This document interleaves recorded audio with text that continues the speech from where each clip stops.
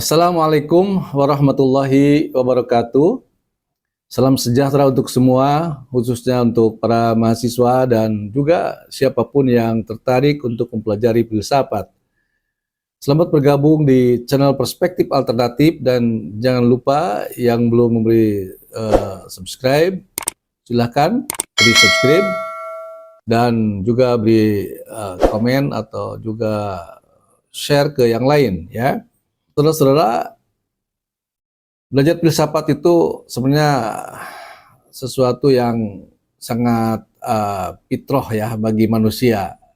Saya sebut sebagai fitrah karena manusia itu adalah makhluk yang berakal gitu ya, makhluk yang dikaruniai oleh Tuhan atau Allah Subhanahu wa taala sebagai makhluk yang sempurna, dan kesempurnaan manusia itu ada pada akalnya gitu. Nah, ketika manusia belajar filsafat sebenarnya adalah sebagai upaya untuk memfungsikan akal sekaligus juga bersyukur ya, mensyukuri akal, dan di mana akal itu sebagai fitrah manusia ya. Jadi dari sononya sudah punya akal. Karena itu ketika kita belajar filsafat sebenarnya adalah dalam rangka proses memanusiakan manusia gitu ya. Ya, saya sebut sebagai upaya memanusiakan manusia karena manusia itu diciptakan Allah sebagai makhluk yang berakal. Ya, bahkan dalam Al-Quran Allah banyak mempertanyakan umat manusia itu dengan pertanyaan apalah taqilun, apalah tatafakkarun gitu ya. Ini berarti bahwa manusia itu adalah menjadi manusia yang utuh, yang sempurna ketika menggunakan akal pikirannya untuk berpikir ya, menggunakan akalnya dan mampu berpikir dengan baik ya gitu ya. Nah, ini berarti ketika kita belajar filsafat sebenarnya adalah upaya memanusiakan manusia atau menyempurnakan manusia gitu ya. Dan kita tahu bahwa ayat pertama dalam Al-Quran juga itu kalimat Iqra gitu ya. Iqra bismi rabbikal ladzi khalaq. Iqra di situ menurut saya bukan dalam pengertian membaca dalam arti denotatif ya. Karena ketika malaikat menyuruh ya malaikat pembawa wahyu menyuruh Nabi Iqra itu tidak ada teks yang disodorkan untuk apa yang dibacanya gitu kan. Nah, jadi tidak mungkin membaca di sini dalam arti denotatif ya, dalam arti membaca adanya teks yang harus dibaca oleh Nabi gitu ya. Karena itu ayat berikutnya adalah Iqra bismi rabbikal ladzi khalaq ya. Bacalah dengan menyebut nama Tuhanmu yang menciptakan. Nah, ini berarti bahwa Iqra di situ menurut saya adalah dalam konteks mencermati, ya, melakukan perenungan, melakukan proses berpikir untuk menangkap makna dari setiap fenomena yang ada, setiap kejadian atau sesuatu yang ada ya, untuk menemukan makna yang lebih dalam dari apa yang dapat diindra gitu ya. Nah, itulah Iqra di sini adalah menurut saya merupakan seperti memantik umat Islam atau umat manusia umumnya untuk menggunakan akalnya gitu. Jadi mengawali kehidupan beragama itu seakan-akan Allah memulainya dengan cara memantik akal. Iqra di situ adalah mencermati, ya, merenungkan, ya, berpikir tentang segala sesuatu untuk dapat menemukan makna terdalam dari apa yang dapat diindranya. Nah, inilah berfilsafat gitu sebenarnya ya. Jadi sebenarnya agama Islam tuh dimulai dengan didorong oleh oleh Allah untuk menggunakan akalnya, dan di situ berarti manusia didorong untuk berfilsafat. Karena itu sangat keliru ketika sekelompok orang mengatakan belajar filsafat adalah sesuatu yang berbahaya dan bisa merusak keyakinan kita kepada ajaran-ajaran Allah gitu, akan menyesatkan sebagainya. Justru kalau menurut saya belajar filsafat itu justru dalam rangka untuk bisa memberi makna yang lebih baik terhadap Al-Quran. Al-Quran tanpa menggunakan filsafat maka akan miskin makna atau mungkin akan kurang begitu mampu mengungkap makna yang lebih luas, lebih baik, ya lebih sempurna gitu ya. Nah, karena itu sebenarnya belajar filsafat itu adalah banyak tujuan ya. Jadi dengan mempelajari filsafat, mahasiswa atau siapapun yang yang mau belajar filsafat, hakikatnya adalah memfungsikan akal untuk lebih maksimal ya dalam berpikir untuk dapat memahami suatu fenomena atau menggali sedalam-dalamnya untuk menemukan kebenaran yang hakiki, sehingga mengantarkannya pada sikap dan tindakan yang lebih arif, yang lebih bijaksana. Ya karena itu ciri orang berfilsafat atau tidak itu dapat dilihat dari sikap dan perilakunya terhadap kehidupan diri, kehidupan orang lain, dan lingkungan kehidupan lainnya. Ya ini adalah filsafat itu juga kan kita tahu bahwa filsafat itu kan dari kata philo dan sophia ya maksudnya. Nah itu artinya kan cinta kebenaran, cinta kearifan, cinta kebijaksanaan gitu. Jadi orang berfilsafat sebenarnya adalah merupakan panggilan jiwa ya untuk menemukan kebenaran, karena manusia itu hidupnya butuh kebenaran. Kebenaran itu dalam berhubungan dengan sebuah kepastian untuk bisa bertindak lebih baik ya, sehingga dapat mendatangkan kemaslahatan bagi diri dan orang lain dan lingkungan kehidupan lainnya. Nah inilah bahwa sebenarnya kita belajar filsafat itu adalah untuk menemukan kebenaran yang lebih hakiki ya, walaupun memang kebenaran mutlak itu adalah milik Allah ya. Tetapi filsafat itu berusaha untuk sedapat mungkin mampu mengungkap berbagai fenomena untuk menemukan kebenaran yang lebih mendekati pada kebenaran gitu ya, atau yang lebih hakiki gitu ya. Nah, jadi dengan mempelajari filsafat sebenarnya mendidik mental kita ya, yang sehingga dapat menjadi manusia yang lebih bermoral gitu ya. Filsafat menjadikan manusia yang lebih susila dan bijaksana.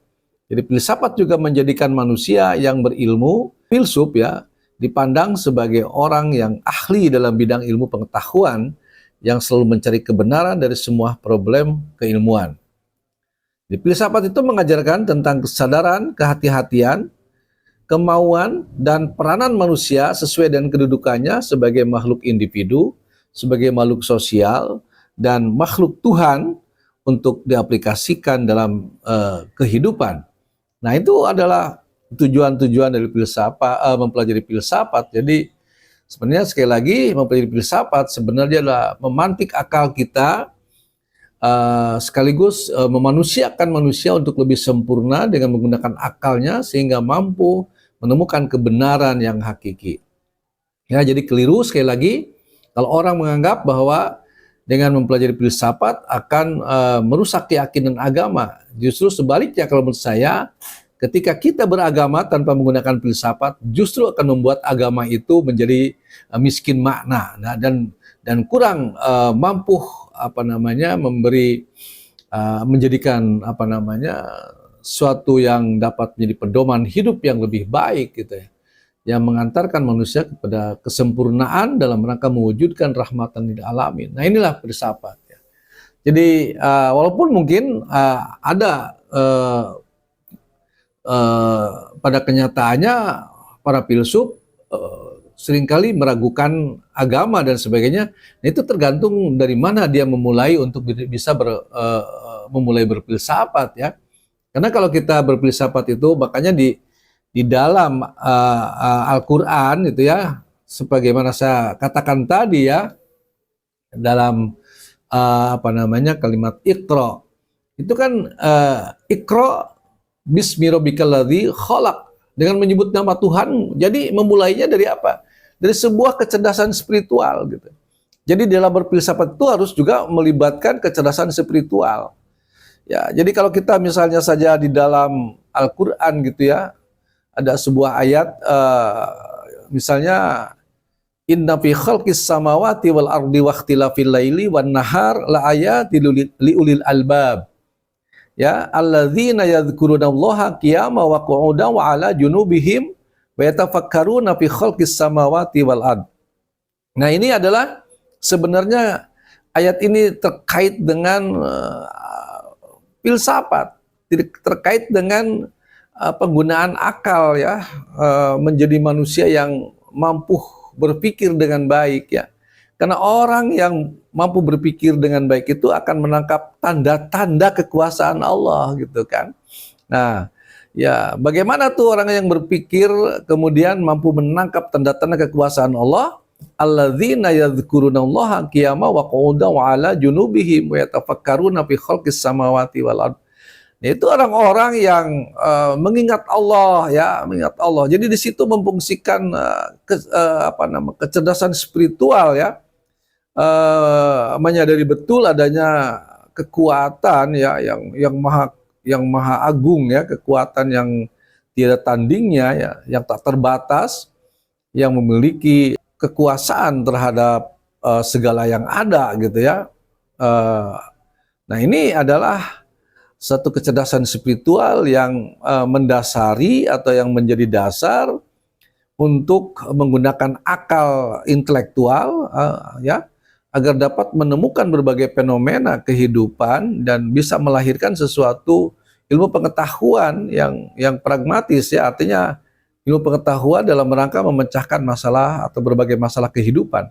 Nah inilah, jadi berfilsafat itu agar tidak tersesat bagi kita sebagai umat Islam sebenarnya adalah harus diawali dengan menyebut nama Allah, melibatkan Allah di situ. Ya, sebagaimana dalam tadi ya, Iqra bismi rabbikal ladzi khalaq, khalaqal insana min 'alaq dan seterusnya. Nah, ini adalah berpikir diawali dengan melibatkan Allah, dengan menyebut nama Allah. Sehingga kita dalam berpikir itu tidak lepas dari keyakinan terhadap Allah, justru dalam berpikir itu dalam rangka untuk bisa memaknai Al-Quran yang lebih bisa memberi manfaat ya dalam berbagai aktivitas kehidupan kita, dalam rangka memberi manfaat atau berkontribusi di dalam berbagai kebaikan. Nah, ya inilah ya. Jadi itu, ya berfilsafat itu juga berkaitan dengan Allah menjelaskan atau di dalam Al-Quran itu ya ayyuhalladzina amanusta'inu bis-sabri was-shalah. Nah, ya jadi Allah menjelaskan ya dalam rangka kita mengatasi berbagai kehidupan ya, mengungkap berbagai misteri kehidupan, Allah menuntun kita untuk dimulai dengan sabar dan sholat. Sabar di sini berarti adalah sebagai satu kata kunci untuk bisa berpikir lebih baik, berpikir lebih jernih, berpikir lebih detail, tanpa gerasa gerusu ya, harus betul-betul melibatkan kesabaran ya, karena kesabaran itu adalah merupakan penolong kita untuk bisa menemukan kebenaran sebenarnya. Makanya Allah mengatakan di situ, ya ayyuhalladzina amanusta'inu bis-sabri was-shalah. Jadi bersabar itu sebenarnya adalah menolong kita, dan kemudian dengan sholat itu juga adalah meneguhkan kita. Jadi sabar adalah sesuatu yang menjadi ya, kata kunci kita untuk dapat menemukan kebenaran yang lebih baik gitu ya. Ya itu lewat sabar ya. Kemudian sholat itu adalah untuk meneguhkan kita bahwa kita mencari kebenaran itu adalah dalam rangka sebagai upaya untuk lebih bisa mengabdi kepada Allah sebagai hamba Allah, dalam rangka untuk lebih bisa memberi kebaikan, manfaat bagi kehidupan. Nah inilah, jadi di situ sabar itu adalah sesuatu yang menjadi kendaraan ya atau instrumen ya untuk bisa menghasilkan sebuah kebenaran ya yang betul-betul benar. Jadi para filsuf itu adalah orang yang sabar gitu. Karena mereka itu menemukan kebenaran itu dengan menggali sedalam-dalamnya ya. Itu makanya disebut cara berpikir redik ya. Redik itu artinya akar. Jadi berfilsafat berarti berpikir sedalam-dalamnya ya, ibarat orang menggali sumur Sepanjang masih belum ketemu air atau masih ada tanah, digali terus ya sampai tidak bisa lagi digali atau ada batu gitulah. Ya, sama orang dalam berfilsafat ketika orang berpikir, ketika masih ada pertanyaan yang harus dijawab, terus saja mereka mencari jawaban terhadap setiap pertanyaan. Nah, orang berhenti sejenak, tidak berpikir atau tidak melakukan pencarian kebenaran ketika sementara tidak ada lagi pertanyaan ya yang harus dijawabnya. Nah, itu filsafat. Ya, karena itu berfilsafat itu adalah sebagai perilaku sabar ya untuk menemukan kebenaran. Ya, sabar di sini bukanlah dalam konteks pengertian awam ya, yang selama ini kita dengar sabar itu sering diungkap sebagai sering dimaknai sebagai upaya menahan diri untuk tidak melakukan sesuatu tindakan sehingga orang ketika kemudian jebol ya tidak lagi mampu menahan diri, orang mengatakannya sebagai kesabaran saya sudah habis gitu ya. Jadi kesabaran sudah habis. Padahal sebenarnya konsepnya tidak seperti itu. Ya, jadi kesabaran itu adalah bukan kesabaran saya sudah habis. Kesabaran itu bisa gagal, bisa berhasil. Nah, kenapa saya katakan orang artinya keliru ketika mengatakan kesabaran saya sudah habis? Sebenarnya kesabarannya tidak habis. Yang habis itu adalah ilmu pengetahuannya, pengalamannya, ya, keterampilannya untuk mengatasi sesuatu atau dalam rangka untuk mencapai tujuan tertentu. Nah, jadi yang habis itu pengetahuannya, ilmu pengetahuannya, atau yang habis itu adalah keterampilannya, pengalamannya, ya. Jadi orang yang miskin ilmu, orang yang miskin pengalaman, ya mungkin ya tadi ketika dia melakukan sesuatu, kemudian habis itu dan akhirnya dia gagal, ya. Nah, jadi sebenarnya bukan seperti itu, ya, bukan hanya seperti itu kesabaran itu, ya. Jadi apa itu sabar itu? Sabar itu adalah komitmen untuk tetap berpijak ya pada prinsip-prinsip kebenaran dan moralitas dalam mencapai maksud atau tujuan tertentu dengan berharap ridha Allah Subhanahu wa taala. Jadi sabar itu adalah satu sikap dan perilaku yang tentu saja punya landasan, di samping punya landasan, punya tujuan gitu ya. Nah, jadi ada prinsip-prinsip dan tujuan. Nah, kita tahu bahwa dalam sabar itu kita harus menggunakan prinsip-prinsip kebenaran dan moralitas. Nah, kebenaran itu adalah terkait dengan ilmu pengetahuan. Kebenaran itu terkait dengan kemampuan kita, kompetensi kita. Jadi orang yang tidak kompeten, orang yang tidak berilmu pengetahuan, tidak berpengalaman, ya bagaimana dia bisa bersabar dalam menghadapi berbagai hal yang dihadapinya ya. Jadi orang bersabar itu adalah sebuah komitmen untuk melakukan sesuatu dengan berpedoman atau berlandaskan pada prinsip-prinsip kebenaran dan moralitas untuk mencapai tujuan tertentu gitu ya. Dengan berharap ridha Allah Subhanahu wa taala. Jadi ridha Allah itu adalah menjadi sebuah tujuan. Nah, ketika ridha Allah sebagai tujuan, maka yang ada itu bukan habis kesabaran, tapi gagal kesabarannya karena dia tidak punya komitmen terhadap prinsip-prinsip kebenaran dan moralitas. Ya, jadi itu penting diketahui bahwa sabar itu adalah sesuatu yang sebenarnya justru menjadi kendaraan atau sesuatu satu kekuatan lah, suatu kekuatan yang dapat mengantarkan kita kepada kesuksesan gitu ya. Nah, disitulah sabar harus merupakan perilaku yang istiqomah atau komitmen ya, terhadap prinsip-prinsip kebenaran dan moralitas gitu ya. Dan ini banyak orang yang tidak paham ya, sehingga sabar itu sepertinya hanya menahan diri saja untuk tidak melakukan sesuatu gitulah, tanpa pengetahuan ya, tanpa moralitas dan tanpa tujuan untuk memperoleh ridha Allah Subhanahu wa taala. Ini ya yang harus dipahami sabar itu ya. Saudara-saudara mahasiswa dan juga siapapun yang mempelajari, yang ingin pelajari filsafat. Jadi dengan demikian filsafat itu sesuatu yang sangat menolong kita untuk bisa memaknai berbagai kehidupan lebih baik, termasuk juga bisa menafsirkan atau menghidupkan Al-Quran agar lebih memiliki makna yang lebih baik untuk menjadi pedoman hidup kita, ya. Karena itu orang yang membenci filsafat, orang yang meninggalkan filsafat, ya pastinya akan tertinggal ya dalam kemampuannya dalam berpikir pragmatis, ya, atau dalam artian kemampuannya dalam menemukan berbagai cara atau hal yang dapat meningkatkan kualitas hidup manusia, ya.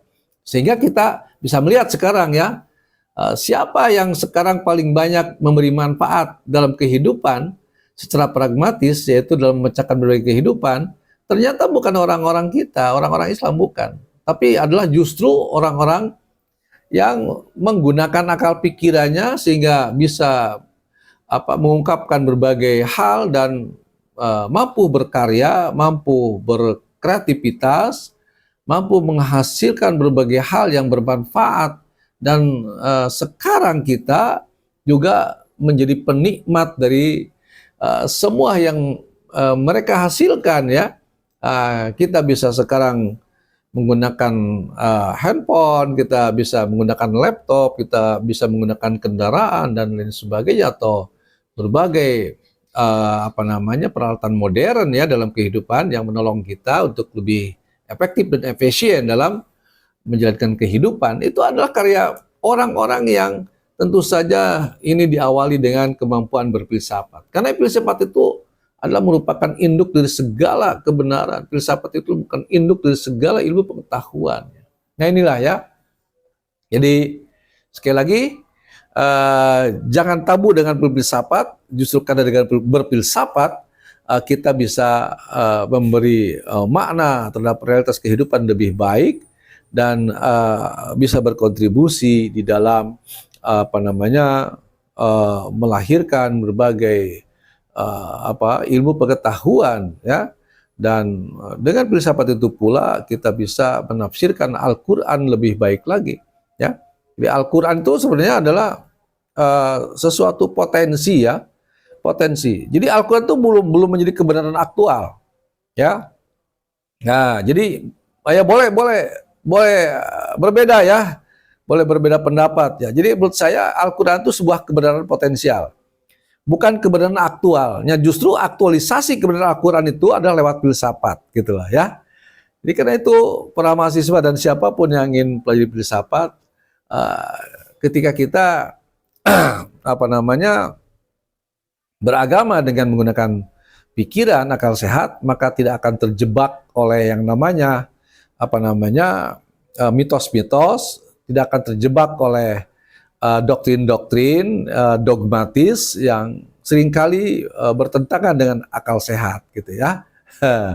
Jadi itulah para mahasiswa, filsafat itu merupakan satu cara berpikir, ya, untuk menemukan kebenaran, dan filsafat itu sendiri adalah dari kata filosofia, jadi cinta akan kebijaksanaan, cinta akan kebenaran, ya.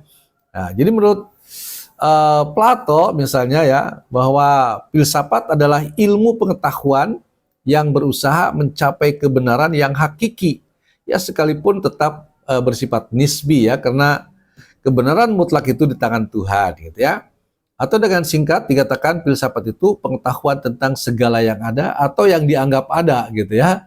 Segala yang ada atau yang dianggap ada. Karena kalau misalnya segala yang ada tuh hanya bisa diindra saja, ya, tapi kita juga punya keyakinan bahwa ada di balik yang tidak terlihat secara indrawi, tapi kita menganggapnya ada karena ada fenomena-fenomena yang bisa mengantarkan pada pemikiran bahwa di balik yang ada ini, ya, ada yang bisa dianggap ada, yaitu yang seperti konsep tentang ketuhanan dan sebagainya, itu adalah merupakan sesuatu yang dianggap ada, gitu, ya.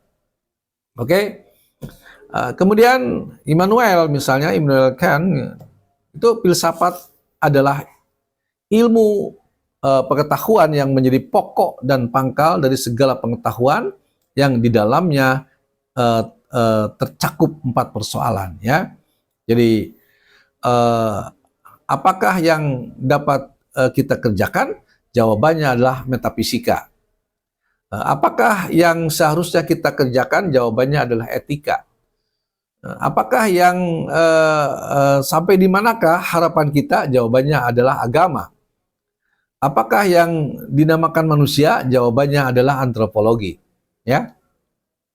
Kemudian menurut Sidi Ghazalba, berfilsafat itu adalah mencari kebenaran dari kebenaran untuk kebenaran tentang segala sesuatu yang dimasalahkan atau dipertanyakan dengan berpikir radikal, sistematik, dan universal. Nah, ini mungkin harus dijelaskan sedikit. Ya, filsafat itu adalah mencari kebenaran dari kebenaran untuk kebenaran. Jadi filsafat itu sebenarnya tentang sesuatu yang dianggap benar saja masih mempertanyakan. Jadi filsafat itu mencari kebenaran dari suatu kebenaran. Karena kebenaran itu dalam filsafat selalu dianggap sebagai terminal, bukanlah final, gitulah. Si filsafat itu sesuatu yang terminal, bukan final. Karena itu berfilsafat seringkali juga mempertanyakan atau memverifikasi suatu kebenaran. Apakah benar gitu kan? Nah, buat apa memverifikasi kebenaran atau menguji sebuah kebenaran? Ya untuk mencari kebenaran atau untuk menemukan kebenaran. Jadi terus selalu ada siklus ya. Jadi kebenaran yang sudah ada masih tetap juga dipertanyakan, apa memang ini benar, gitu kan? Lalu diverifikasi kembali, diuji kembali, untuk apa? Untuk menemukan kebenaran. Jadi filsafat adalah mencari kebenaran dari suatu kebenaran untuk suatu kebenaran, ya. Nah, ini adalah satu cara berpikir filsafat yang tidak pernah berhenti ketika masih ada pertanyaan, ketika ada masih ada yang diragukan gitu ya, karena manusia itulah makhluk yang dikaruniai dengan rasa ingin tahu ya, dan manusia juga adalah makhluk yang memiliki sikap skeptis ya. Skeptis itu adalah selalu mempertanyakan, ragu atas segala sesuatu, sanksi ya. Nah, ini adalah yang mendorong kita berfilsafat gitu ya. Oke, saudara-saudara, kemudian ini ada juga Hasbullah Bakri ya, mengatakan ilmu filsafat adalah ilmu yang menjeliki segala sesuatu dengan mendalam mengenai ketuhanan, alam semesta, dan manusia, sehingga dapat menghasilkan pengetahuan tentang bagaimana sikap manusia itu sebenarnya setelah mencapai pengetahuan itu. Ya, jadi filsafat itu adalah berusaha menyelidiki segala sesuatu dengan mendalam ya. Jadi tadi redik ya, jadi sampai ke akar-akarnya gitu ya. Nah, tentang ketuhanan, tentang alam semesta, ya, tentang manusia itu sendiri. Ya, karena semua itu misteri ya, misteri. Ya, tidak ada alam itu yang bercerita tentang dirinya ya. Apakah misalnya pohon-pohonan ya, apakah itu binatang atau apa semua ya, tidak pernah bercerita tentang dirinya. Jadi tidak ada yang bercerita tentang dirinya. Jadi manusia untuk mengetahui berbagai fenomena itu harus melakukan intervensi, yaitu dengan cara berpikir untuk bisa mengungkap berbagai yang misteri itu, ya kan? Nah, inilah berfilsafat gitu ya. Jadi manusia itulah makhluk yang terus ingin tahu dari segala hal yang diindranya, bahkan dari segala apa yang menjadi pikirannya atau yang dipertanyakannya gitu ya. Nah, inilah saudara-saudara, jadi itulah kita mempelajari filsafat itu merupakan hal yang sangat penting untuk bisa mengungkap berbagai misteri dari alam dan segala yang ada di alam ini, termasuk juga tentang konsep ketuhanan, sesuatu yang misteri yang harus diungkap ya. Nah, itulah manusia ya. Karena itu faktor-faktor yang mendorong manusia berfilsafat itu adalah yang pertama, tadi sebenarnya sudah saya jelaskan, yaitu faktor keheranan, ya kan? Ada heran atau sesuatu yang apalah, bisa juga heran atau bisa juga takjub, ya. Takjub dari segala yang kita lihat yang apa namanya demikian luar biasa gitulah. Apa ya, sekarang kita gini aja lah, jangankan kita mempelajari alam semesta yang demikian luasnya, sekarang cobalah kita selidiki atau cermati diri kita sendiri. Ya, diri kita sendiri. Bagaimana gitu mata bisa berkedip-kedip, ya kan? Bisa membedakan warna, gitu kan? Nah, itu kenapa kok bisa sampai seperti itu, ya? Apakah memang apa namanya, mata ini tergantung pada warna yang kita lihat, atau memang ya mengapa gitu? Kok kita bisa melihat hijau, merah, kuning gitu, ya? Sementara ada juga orang yang kemudian menjadi seorang yang buta warna gitu, ya. Di mana bedanya gitu, ya? Kok ada orang buta warna, ada yang orang bisa melihat berbagai warna gitu, ya. Nah, itu saraf apa dan sebagainya. Sedemikian rumitnya, sedemikian detailnya mata ini yang sedemikian kecil dan tentu saja saraf-sarafnya sangat kecil, sangat lembut sekali.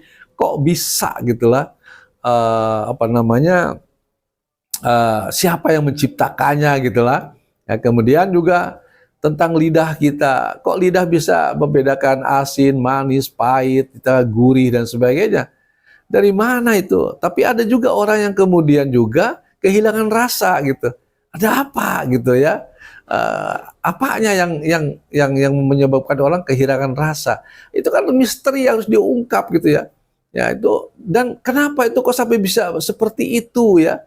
Ini apakah memang alam saja yang membuat manusia seperti itu gitu kan? Sedangkan kita membuat laptop saja ini, membuat berbagai jenis kendaraan dan semuanya, itu adalah merupakan sebuah sistem yang teratur gitu kan. Misalnya kita membuat mobil gitu kan, oh ada berbagai unsur, ya, berbagai elemen, ya, yang satu sama lainnya saling berhubungan gitu kan, sedemikian detil gitu kan. Nah itu kita ciptakan, ya, detil sistem itu, ya. Satu komponen, satu unsur dengan unsur lainnya saling berhubungan, itu yang disebut sistem, sehingga melahirkan sebuah daya penggerak dan sebagainya. Nah itu adalah sebuah produk yang tentu saja direncanakan dan dibikin gitu kan.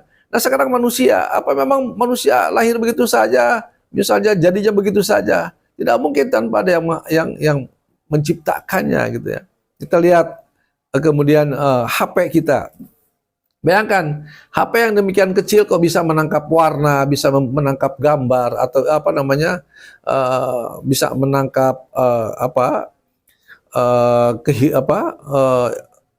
lingkungan kehidupan kita bisa direkam gitu kan, dan sebagainya gitu, ya. Kok bisa berbicara jarak jauh dalam ribuan kilo dan sebagainya gitu, ya. Kemudian juga bisa menyimpan data dan sebagainya. Nah ini kan sebuah produk yang tidak mungkin terjadi tanpa ada satu keterlibatan yang menciptakannya gitu, ya, yang demikian rumit, ya, dan sebagainya, ya. Nah itu, dari contoh itu kita akan tahu bahwa pasti ini ada yang menciptakannya, ya. Jadi inilah kita berpikir berfilsafat itu ada justru ingin mengantarkan kita kepada sebuah keyakinan bahwa kita ini ada karena ada yang mengadakan, ada yang menciptakan. Alam ini ada, pasti ada yang mengadakan atau yang menciptakan, ya kan. Walaupun kemudian ada yang berteori, ya, ada teori Big Bang gitu, ya, di mana ada sebuah ledakan yang menghasilkan. Nah, pertanyaannya begini, apakah ledakan itu kemudian bisa menciptakan keteraturan gitu loh? Anggap saja itu diawali dari sebuah ledakan, teori Big Bang. Sekarang pertanyaannya, apakah sebuah ledakan yang sedemikian tanpa katakanlah tiba-tiba bisa menghasilkan sebuah keteraturan gitu kan? Nah, aneh kan? Kok bisa keteraturan, ya, tata surya ini atau alam semesta ini, ya? Ada berbagai planet-planet, ya, bukan tak terhitung lah bintang-bintang itu dan sebagainya. Kok itu bisa menghasilkan keteraturan, keseimbangan, ya kan? Sehingga bisa terjadi sebuah kehidupan gitulah, di mana situ ada bulan, matahari, bumi, atau planet-planet lain yang saling berhubungan, ya kan, dan kemudian menciptakan satu sistem yang sedemikian rupa sehingga bisa terjadi kehidupan gitu ya. Nah, ini tentu saja bukan sesuatu yang terjadi demikian saja tanpa adanya Sang Pencipta. Nah, jadi sebenarnya untuk menemukan Tuhan itu jangan jauh-jauh untuk mencari Tuhan dalam wujud. Nggak bisa. Kita bisa mengidentifikasi Tuhan itu dari fenomena yang terjadi pada kita saja, itu sudah cukup sebenarnya gitu ya. Jadi mengapa ya saraf-saraf itu bisa saling terhubung ya, kemudian bisa menghasilkan daya, ya energi, ya kan, makanan itu bisa menjadi energi ya. Kemudian juga berbagai vitamin juga mengisi berbagai kebutuhan tubuh kita dan sebagainya. Ini apa maknanya? Kan luar biasa itu kan. Nah, kalau memang tanpa ada yang menciptakannya, tidak mungkin gitu ya. Adanya sebuah keteraturan dan ternyata setiap manusia itu membutuhkan hal yang sama gitu kan. Misalnya saja, kok beda gitu ya manusia yang diciptakan di Barat dengan di Indonesia. Kebutuhannya tubuh ini berbeda gitu. Ternyata yang berbeda itu hanya wujud fisik yang dimakannya saja, tetapi unsur-unsur dari yang dimakan itu ternyata sama. Yang membutuhkan vitamin ini, vitamin itu, dan sebagainya. Bayangin aja, itu luar biasa sekali ya. Kenapa kok bisa begitu ya? Oke ya, inilah harus menjadi renungan kita semua gitu ya. Nah, jadi inilah manusia itu berfilsafat didorong oleh adanya kekaguman, keheranan, bahkan kemudian juga ya keraguan gitulah. Keraguan bahwa terhadap apa yang diindranya.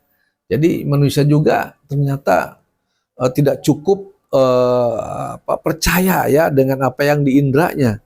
Nah, karena itu melibatkan akal pikiran untuk bisa menafsirkan atau ya untuk bisa menafsirkan untuk menemukan makna yang lebih baik gitu ya. Seperti misalnya saja kalau kita berdiri di atas rel kereta api, kita memandang jauh ke depan, maka akan kita lihat rel kereta api itu semakin bertemu di satu titik. Nah, itu kan laporan pandangan mata ya. Tapi akal mengkoreksi laporan pandangan mata karena tidak mungkin rel itu bertemu di satu titik. Karena kalau bertemu di satu titik, kereta pasti akan terpelanting atau terguling gitu ya. Tidak bisa meneruskan perjalanannya ya. Nah, itulah di sini berpikir itu menjadi sesuatu yang menentukan makna, sesuatu yang bisa menentukan kebenaran, ya bukan hanya sekedar informasi dari indera ya.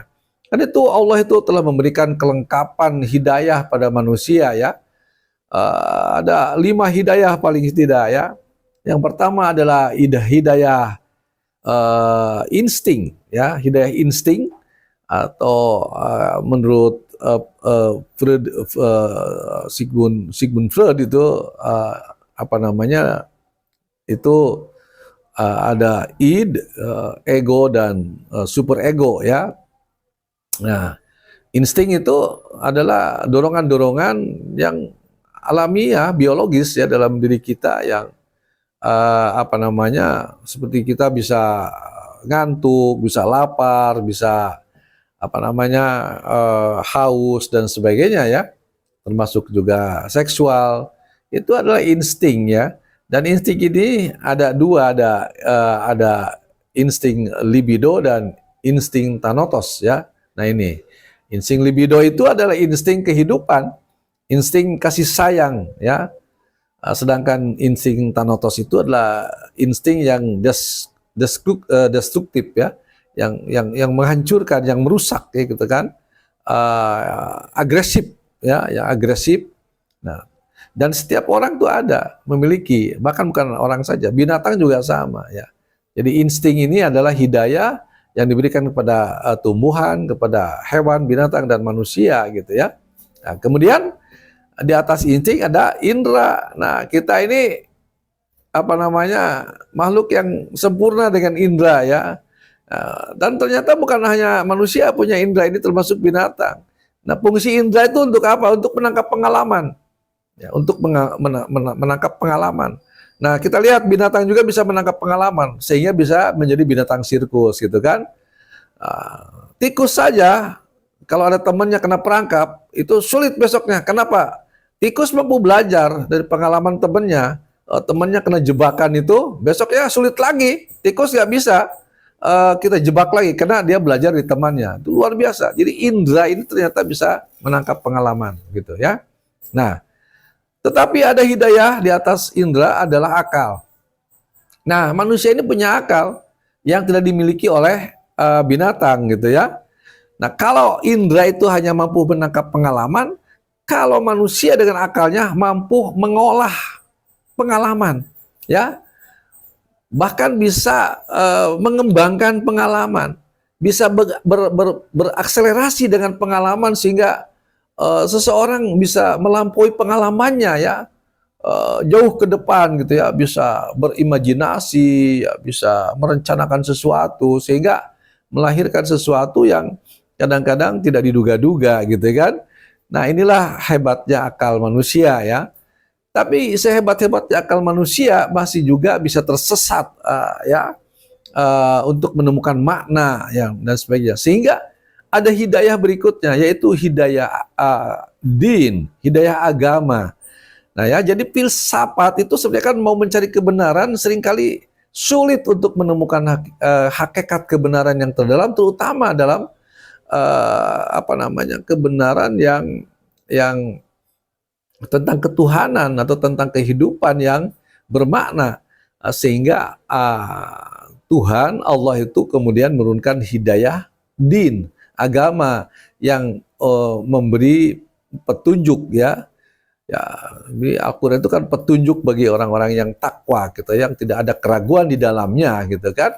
Nah, inilah untuk mengantarkan kita pada sesuatu temuan kebenaran yang lebih hakiki ya. Sehingga filsafat manusia dituntun juga oleh Al-Quran gitu ya, oleh din, oleh agama gitu kan. Dan yang kelima adalah hidayah taufik ya. Nah, jadi hidayah taufik ini tentu saja adalah hak prerogatif dari Allah Subhanahu wa taala yang tidak diberikan kepada setiap manusia kecuali Allah mencintainya, Allah menghendakinya ya. Oke, itulah yang yang saya sampaikan terkait dengan tujuan kita berfilsafat, apa itu filsafat dan mengapa kita mesti berfilsafat ya. Mudah-mudahan ada manfaatnya ya, terutama bagi para mahasiswa yang sedang belajar pengantar filsafat ya. Mudah-mudahan dapat dipahami ya dengan baik bahwa filsafat itu sangat penting bagi manusia.